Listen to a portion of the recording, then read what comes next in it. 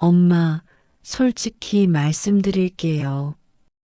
요양원 알아보는 게 어떨까요?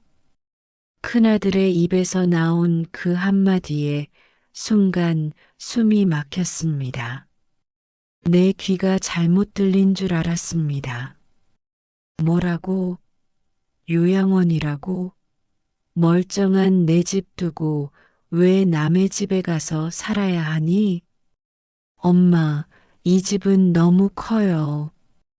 혼자 쓰기엔 위험하고 관리도 힘들잖아요. 전세 놓고 요양원비 내면 충분하대요. 거기다 남는 돈은 저희가 학자금으로 좀 쓰면 되고, 순간 내 가슴 속에서 무언가 와르르 무너져 내렸습니다. 평생 내 손으로 한 푼 두 푼 모아 마련한 집, 아이들을 키우며 한겨울에도 난방비 아끼느라 두꺼운 외투를 입고 버텼던 기억, 여름밤 부채질하며 땀 흘리던 기억이 한꺼번에 떠올랐습니다. 그 집을 이제는 전세로 내놓으라고, 그리고 그 돈으로 요양원에 들어가라고. 나는 떨리는 목소리로 대답했습니다. 그래, 결국 그거구나. 내가 평생 모은 집마저 너희가 가져가고 싶다는 거구나. 아들의 얼굴은 당황과 짜증이 뒤섞여 있었습니다. 엄마, 뺏는 게 아니잖아요. 솔직히 저희도 부담이에요. 애들 학원비, 생활비 감당이 안 돼요. 그 말이 칼처럼 꽂혔습니다. 부담? 내가 언제 너희한테 손 벌리며 부담 준 적 있었니? 아플 때도 혼자 참고 외로울 때도 혼자 견디며 혹시나 아이들이 힘들까 말 한마디 못 꺼내고 살아온 게 나였다. 그런데 이제 와서 부담이라고? 저는 올해 70살, 이름은 장은희입니다. 평생 학교 행정실에서 일했습니다. 학생들의 성적표, 교사들의 급여, 학부모 민원까지 뒤에서 묵묵히 처리하며 30년을 보냈습니다. 그 긴 세월 동안 가정은 나중에 편안할 거야라는 희망 하나로 버텼습니다. 남편은 일찍 세상을 떠나 혼자 아이 둘을 키워냈습니다. 내 청춘은 아이들 학원비와 등록금으로 흘러갔습니다. 그리고 이제 퇴직 후 몇 년이 지난 지금 돌아온 건 요양원이라는 차가운 단어였습니다. 2년 전 허리 협착증 진단을 받고 수술대에 누웠던 날을 잊을 수 없습니다. 수술실 불빛 아래에서 이제는 나도 남의 도움이 필요하구나 하는 현실이 뼈저리게 다가왔습니다. 퇴원 후에는 혼자 파스 붙이고 찜질하며 버텼습니다. 그러나 점점 기력이 빠져갔습니다. 장을 보러 가는 길이 멀게 느껴지고 무거운 장바구니는 나를 침대에 눕혀버렸습니다. 거울 속 나를 볼 때마다 낯선 노인이 서 있었습니다. 흰머리, 구부정한 허리, 주름 가득한 얼굴. 내가 이렇게 늙었구나. 이제는 내 몸 하나도 마음대로 못 챙기는구나. 그 깨달음이 서글펐습니다. 큰아들 집에 처음 갔을 때 손주들은 반겼습니다. 할머니 온다. 할머니 방은 어디예요? 며느리도 밝은 표정으로 방을 내주었습니다. 그 순간은 행복했습니다. 드디어 오랜 세월의 고생이 보상받는 듯 했습니다. 하지만 행복은 오래가지 않았습니다. 며칠 뒤 부엌에서 들려온 며느리의 목소리를 잊지 못합니다. 엄마, 나 답답해서 못 살겠어. 어머님 들어오시고 나서 집안 분위기가 완전히 달라졌어. 그 말은 가슴을 후벼 팠습니다. 방 안에 앉아있던 나는 손을 꼭 움켜쥐었습니다. 그래, 나는 이제 짐이구나. 며느리의 한숨, 아들의 침묵. 그 속에서 나는 점점 작아져 갔습니다. 손주들의 웃음도 점점 줄었고 집안 공기는 무겁게 내려앉았습니다. 내가 있어야 할 자리가 아니라는 걸 뼈저리게 느꼈습니다. 며칠 뒤 아들은 차 안에서 조심스럽게 말했습니다.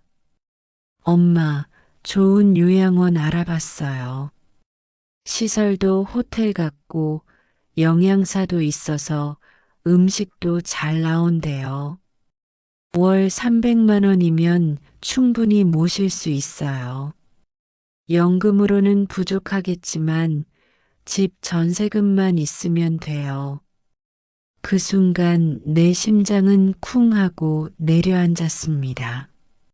아직 살아있고 아직 걸을 수 있는데 벌써 나를 요양원에 보내려 한다니. 나는 차갑게 대답했습니다. 난 아직 요양원 갈 생각 없어. 내 집으로 돌아갈 거야. 아들은 말이 없었습니다. 대신 뒷거울에 비친 그의 눈빛은 내 마음을 꿰뚫었습니다. 빨리 보내고 싶다는 말로 하지 않아도 드러나는 그 진심을.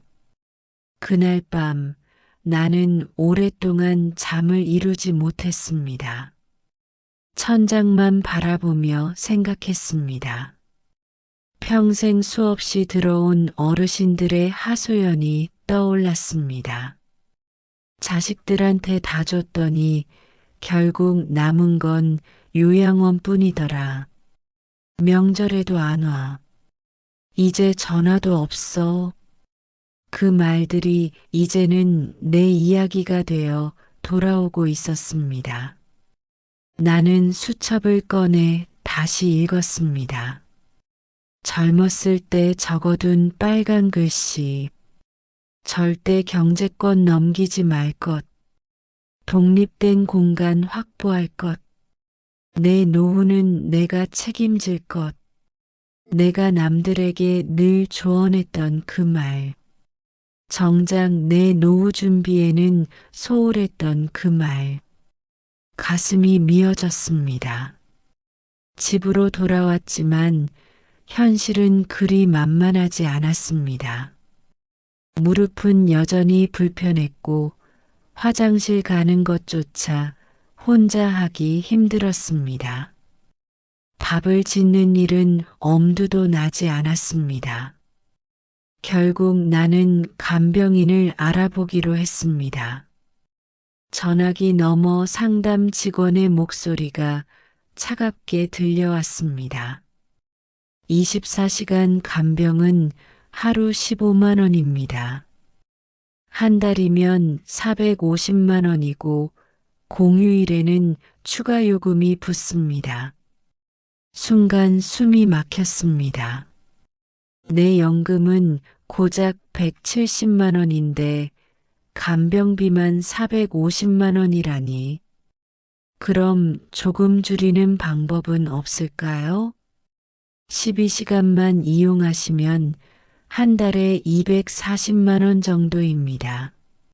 나는 계산기를 두드려 보았습니다. 연금 170만 원에 적금을 조금 보탠다고 해도 오래 버티기 힘든 금액이었습니다. 그러나 달리 방법이 없었습니다. 혼자서는 도저히 생활할 자신이 없었기 때문에 결국 12시간 간병 서비스를 신청했습니다. 며칠 뒤 간병인 박 씨가 집에 왔습니다. 60대 초반의 차분한 여성으로 경험이 많아 보였습니다. 안녕하세요, 장은희 어르신. 앞으로 제가 도와드릴게요. 그녀의 웃음에 잠시 마음이 놓였습니다. 밥을 차려주고 청소도 해주고 화장실 갈 때도 곁에서 부축해 주었습니다.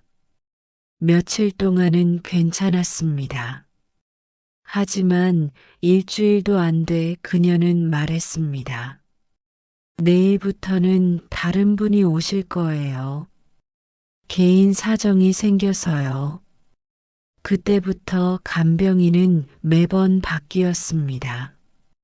오늘은 20대 초반의 젊은 여성, 내 상태를 잘 몰라서 화장실 가는 것도 서툴렀습니다. 내일은 중년의 무뚝뚝한 남성, 대화 한마디 없이 무심하게 집안을 오갔습니다. 매일 바뀌는 얼굴에게 내 사정을 설명하는 게 너무 힘들었습니다. 어느 날은 이런 전화가 걸려왔습니다. 죄송합니다. 오늘은 간병인이 배정되지 않았습니다. 내일부터는 정상적으로 가겠습니다. 그날 나는 하루 종일 침대에서 나오지 못했습니다. 물 한 잔 마시려다 거실에서 넘어질 뻔했습니다. 그대로 쓰러져 있었다면 얼마나 위험했을까 생각만 해도 아찔했습니다. 한 달이 지나자 적금을 깨서 간병비 240만 원을 메웠습니다. 그러나 돈보다 더 괴로운 건 따로 있었습니다. 집이 더 이상 내 집 같지 않다는 것. 늘 낯선 사람이 드나들며 나를 지켜보고 내가 화장실을 가는 것조차 누군가의 도움을 받아야 한다는 굴욕. 존엄이 무너지고 있었습니다. 결국 나는 큰아들에게 전화를 걸었습니다. 민수야, 내 말이 맞은 것 같아. 엄마 혼자서는 힘들다. 아들은 기다렸다는 듯 말했습니다. 엄마, 요양원 한번 가보실래요? 정말 좋은 곳 알아봤어요. 나는 잠시 망설이다 고개를 끄덕였습니다. 나도 지쳐 있었으니까.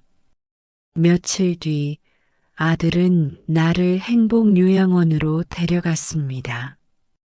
멀리서 봐도 호텔 같았습니다. 반짝이는 유리 외벽, 화사한 로비, 정갈한 소파. 직원들은 환하게 웃으며 인사했습니다. 어서 오세요, 장은희 어르신. 저희는 24시간 간호사가 상주하고 의사가 매일 방문합니다. 식사도 영양사가 개인별로 맞춰드려요. 시설은 완벽했습니다. 방은 넓고 화장실도 깨끗했고 프로그램도 다양했습니다. 그러나 나는 그곳에서 이상한 공기를 느꼈습니다. 어르신들이 TV를 보거나 복도를 오가고 있었지만 그 눈빛은 텅 비어 있었습니다. 순간 오랜 세월 복지관에서 상담했던 노인들의 얼굴이 떠올랐습니다. 몸은 편할지 몰라도 마음은 갇혀있던 그 눈빛. 그때 나는 깜짝 놀랄 얼굴을 발견했습니다. 지팡이를 짚고 있던 이씨 할머니였습니다. 5해 전 복지관에서 상담했던 분이었습니다. 할머니, 여기 계셨군요. 그녀는 내 손을 잡으며 작은 목소리로 말했습니다. 처음엔 괜찮았어. 밥도 잘 나오고 깨끗하고. 그런데 자식들이 점점 안 와. 이제는 명절에도 잘 안 와. 여기는 생각보다 감옥 같아. 몇 시에 일어나고 몇 시에 밥 먹고 언제 TV 보는지도 다 정해져 있어. 내 마음대로 할 수 있는 게 하나도 없어. 할머니의 눈에 눈물이 맺혔습니다. 나는 가슴이 철렁 내려앉았습니다. 그래, 여기는 내 곳이 아니구나. 나는 이렇게 살 수 없어. 집으로 돌아오는 길, 아들은 계속 설득했습니다. 엄마, 시설 좋잖아요. 안전하고 편한데 왜 싫으세요? 나는 단호히 말했습니다. 엄마는 요양원 못 가. 내 선택은 내가 해. 아들은 고개를 숙였습니다. 차 안 공기는 무겁게 가라앉았고 내 마음은 한없이 복잡했습니다. 집에 돌아온 나는 창밖을 오래 바라봤습니다. 간병비 240만, 요양원 300만, 내 연금은 고작 170만. 계산은 도저히 맞지 않았습니다. 아무리 따져도 답이 나오지 않았습니다. 그러나 마음속 어딘가에서 작은 목소리가 들렸습니다. 아직 방법이 있을 거야. 반드시 길은 있다. 나는 서랍 깊숙이 넣어둔 오래된 수첩을 꺼냈습니다. 붉은 글씨가 내 눈에 들어왔습니다. 절대 경제권 넘기지 말 것. 독립된 공간 확보할 것. 내 노후는 내가 책임질 것. 눈물이 흘렀지만 동시에 희망의 불씨가 다시 피어올랐습니다. 며칠 뒤 나는 주민센터에 들렀습니다.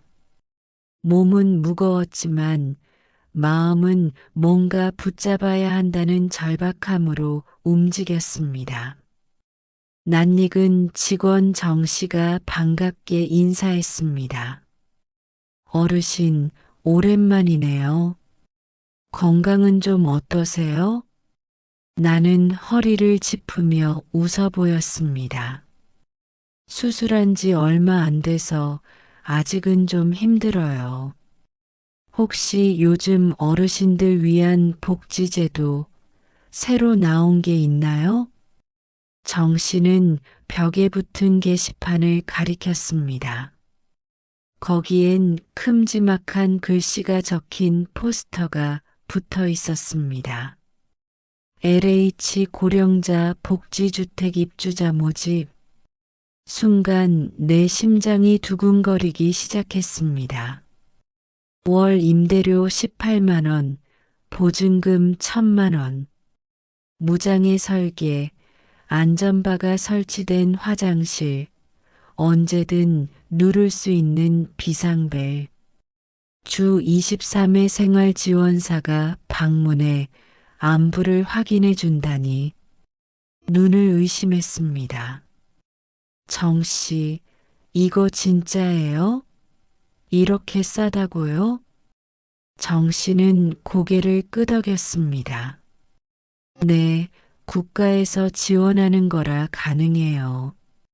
게다가 어르신은 사회복지사로 오래 일하셨으니 사회기여자 가산점도 받으실 수 있어요. 입주 가능성이 높습니다. 그 순간 귀에 종소리가 울리는 듯 했습니다. 요양원 300만, 간병인 240만이라는 무거운 숫자가 눈앞에서 사라지는 것 같았습니다. 단 20만 원으로 내 공간을 지킬 수 있다니 나는 떨리는 손으로 신청서를 작성했습니다. 글씨는 삐뚤삐뚤했지만 마음만은 오랜만에 가벼웠습니다. 집으로 돌아오자마자 큰아들에게 전화를 걸었습니다. 민수야, 엄마가 좋은 걸 알아냈어. LH 복지주택이라는 게 있대. 월세가 18만 원밖에 안 한대. 안전시설도 잘 돼 있고 생활지원사도 오신대. 잠시 침묵이 흐르더니 아들의 목소리가 낮게 흘러나왔습니다. 엄마, 그게 안전하겠어요? 요양원이 훨씬 전문적이에요. 의사도 매일 오고 돌봄도 확실하잖아요. 나는 목소리를 높였습니다. 요양원은 내 마음대로 살 수 없잖아. 나는 아직 내 힘으로 살고 싶어. 그러자 아들은 조금 더 조심스러운 목소리로 말했습니다. 엄마, 그런데 전세금은 어떻게 하실 건데요? 사실 민지 대학 등록금이 급해서요. 전세금 일부만 도와주시면 안 될까요? 심장이 철렁 내려앉았습니다. 그토록 숨기고 싶던 진심이 드러난 순간이었습니다. 민수야, 엄마가 너희 키울 때 한 번이라도 돈 달라고 했니? 학자금도 결혼자금도 다 너희가 알아서 했잖아. 그런데 이제 와서 엄마 돈을 노리니? 아들은 아무 대답을 하지 못했습니다. 대신 며칠 뒤 작은 딸 지영이가 집으로 찾아왔습니다. 엄마, 민수 오빠가 좀 서툴게 말했나 봐요. 저희는 엄마 걱정돼서 그래요. 요양원이 더 안전하지 않겠어요? 나는 지영이를 똑바로 바라봤습니다. 걱정이라면 왜 자꾸 전세금 이야기를 꺼내니? 너희가 정말 걱정했다면 내가 원하는 방법을 존중해줘야 하는 거 아니니? 지영이는 잠시 눈을 피하다가 속내를 드러냈습니다. 엄마, 사실 저희도 살림이 빠듯해요. 신혼집 대출도 있고 회사도 불안정하고 그러니까 엄마 전세금 조금만 쓰면 안 될까요? 엄마는 복지주택 들어가면 월세 18만 원이면 되잖아요. 나는 단호하게 고개를 저었습니다.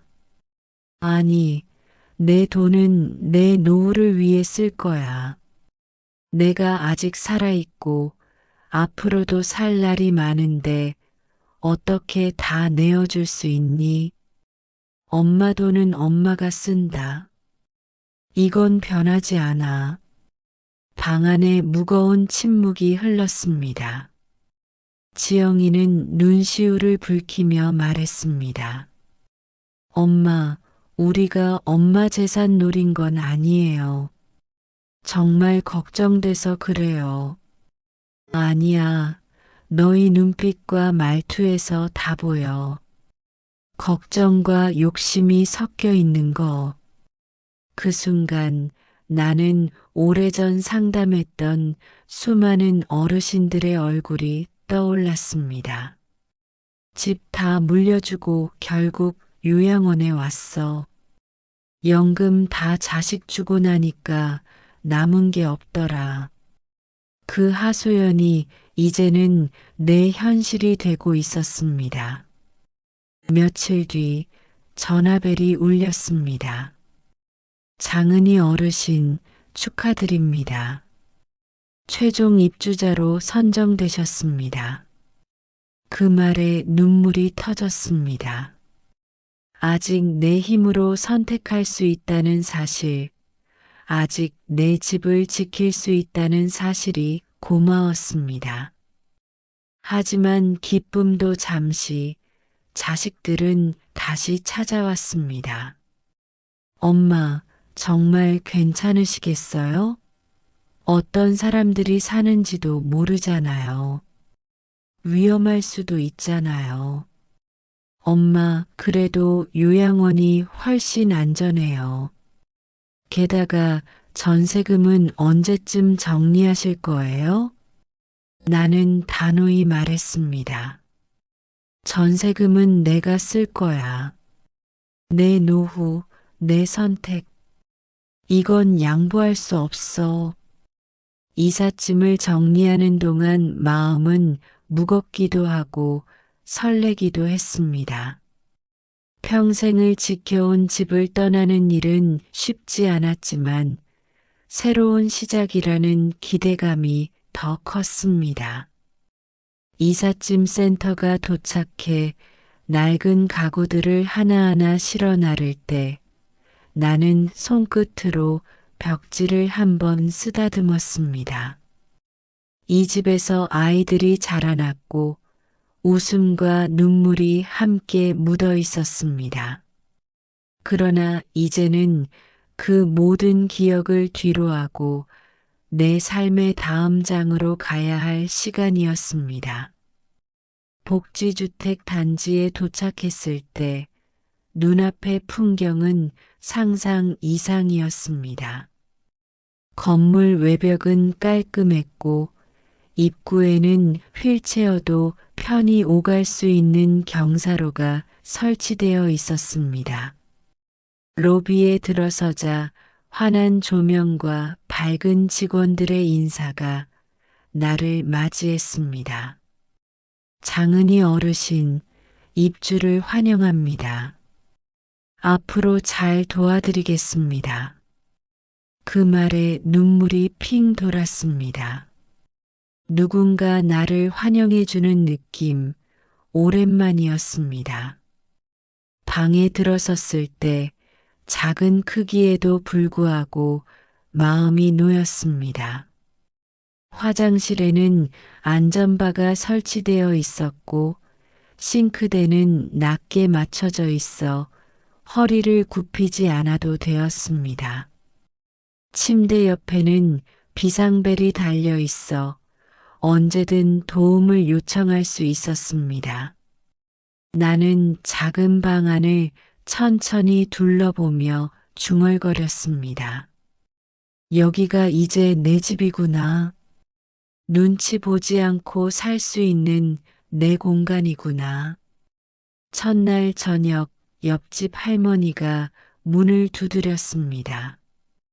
이사 오셨죠? 내일 아침에 공원에 운동 모임이 있어요. 같이 가실래요? 그 따뜻한 초대에 나는 웃으며 고개를 끄덕였습니다. 이곳에서 외롭지 않겠구나 하는 희망이 피어올랐습니다. 다음 날 아침 작은 공원에 나가자 이미 여러 어르신들이 모여 있었습니다. 새로 오신 분이시죠? 반가워요. 함께 체조를 하고 차를 나누며 이야기를 나누다 보니 금세 마음이 열렸습니다. 누군가는 남편을 잃은 슬픔을, 또 누군가는 자식과의 갈등을 이야기했습니다. 모두 다른 사연을 지녔지만 서로를 이해하는 눈빛만큼은 같았습니다. 시간이 흘러 나는 점점 이 생활에 적응했습니다.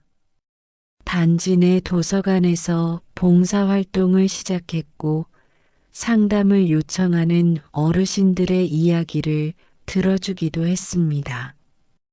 오랜 사회복지사 경험이 다시 빛을 발하는 순간이었습니다. 선생님 덕분에 마음이 한결 가벼워졌어요. 그런 말을 들을 때마다 가슴이 벅차올랐습니다.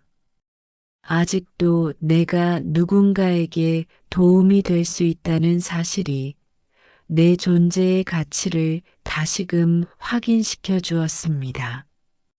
3달쯤 지났을 때 큰아들 민수가 찾아왔습니다. 작은 화분을 들고 문 앞에 서 있는 아들의 모습이 낯설게 느껴졌습니다. 엄마, 집들이 선물이요. 방 안을 둘러본 아들은 놀란 듯 말했습니다. 정말 좋네요. 솔직히 처음엔 반대했는데 엄마 결정이 맞았어요. 그는 잠시 망설이다 고개를 숙였습니다. 엄마, 미안해요.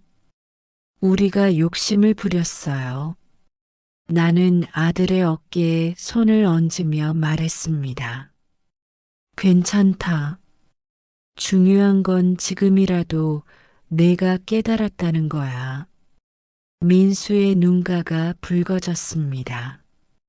그 순간 오래된 상처가 조금은 아물어가는 것 같았습니다.